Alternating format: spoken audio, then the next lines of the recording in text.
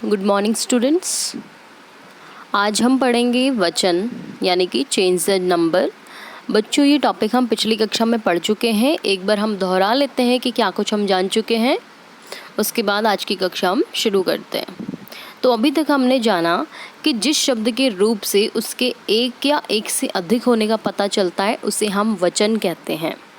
यहाँ पे परिभाषा को देखिए। जिस शब्द के रूप से उसके एक होने का पता चलता है उसे हम एक वचन कहते हैं, यानी कि बच्चा, घोड़ा इत्यादि। इसी के विपरीत जिस शब्द के रूप से उसके एक से अधिक होने का पता चलता है उसे हम बहुवचन कहते हैं, यानी कि बच्चे, घोड़े इत्यादि। वचन के दो भेद है, एक वचन, बहुवचन। एक वचन में संख्याओं का एक का बोध होता है, बहुवचन में संख्याओं के एक से अधिक का बोध होता है, यानी कि वो दो भी हो सकते हैं, दो से अधिक भी। आगे बढ़ते हैं, इनके कुछ उदाहरण देखते हैं। अब हम उदाहरण इस प्रकार है। एक वचन से बहुवचन, यानी कि यहाँ पे जो आपके शब्द लिखे हैं वो एक वचन है और उनका बहुवचन यहाँ पे लिखा हुआ है साथ में। तो एक वचन लड़का एक वचन है, जबकि लड़के बहुवचन हैं। और उदाहरण है बहन, बहनें, आँख, आँखें, सड़क, सड़कें, यानी कि सड़क का सड़कें, पुस्तक, पुस्तकें, बात, बातें, बेटा, बेटे, घोड़ा, घोड़े। यानी कि ये सारे शब्द आपके एक वचन हैं और ये बहुवचन है क्योंकि इनमें एक से अधिक संख्याओं का बोध हो रहा है। आगे देखते हैं, बहुवचन से एक वचन। ये देखिए यहाँ पे केले, आपका जो शब्द है वो बहुवचन है, यानी कि बहुत सारे केले। और ये केला यानी कि एक, तो ये हुआ आपका एक वचन।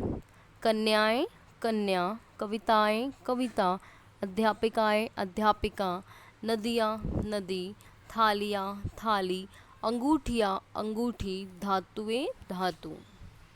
ठीक है बच्चों। अब यहाँ पे बहुत ही ज़्यादा समझने वाली बात है, अब ध्यान से सुनिए और पढ़िए। मास्टर जी पढ़ा रहे हैं। यहाँ इस वाक्य में मास्टर जी तो केवल एक है, पर पढ़ा रहे हैं तो हमने बहुवचन का प्रयोग किया है। पर हाँ, कभी कभी हम हिंदी भाषा में बड़ों को आदर सम्मान देने के लिए ऐसे शब्द का प्रयोग करते हैं जो कि बहुवचन तो है पर वो केवल सम्मान के रूप में प्रयोग किए हुए शब्द हैं, है ना।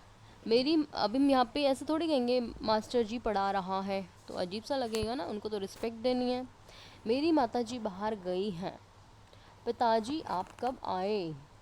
या अगर हम ऐसे कहें पिताजी आप कब आया, तो ये गलत होगा वाक्य। तो यहाँ पे आपके साथ आए तो होगा क्योंकि हम बड़े हैं वो हमसे, इसलिए हम उनको रिस्पेक्ट देते हुए बात को कह रहे हैं। अब यहाँ देखिए, कुछ सदैव एक वचन ही रहने वाले शब्द भी होते हैं जिनका कोई बहुवचन नहीं होता, यानी ये परिवर्तित नहीं होते वचन में। जैसे नल, बादल, आकाश, प्रजा, पाप, क्रोध, प्रेम, चीनी और पराजय।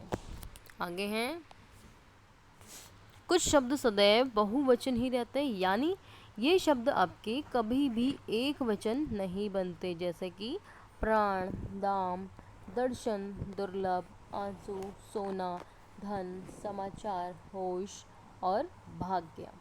ये जो शब्द है आपके वो बहुवचन वाले शब्द हैं। तो चलिए देखते हैं आपको ये पाठ कितना समझ आया है। ये आपके सामने कुछ प्रश्न हैं जो कि आपको उनके उत्तर स्वयं करने हैं। निम्नलिखित शब्दों के वचन बदलकर लिखिए। जैसे कि कविता शब्द का वचन बदलेंगे हम कविताएं। ये सब आपको खुद ही करने हैं। नदी, बेटा, केला, अंगूठी। तो बच्चों, आज का आपका गृह कार्य यही है, आपको कॉपी में लिखना है, याद करना है। अगली कक्षा में मिलेंगे नए टॉपिक के साथ, तब तक के लिए धन्यवाद।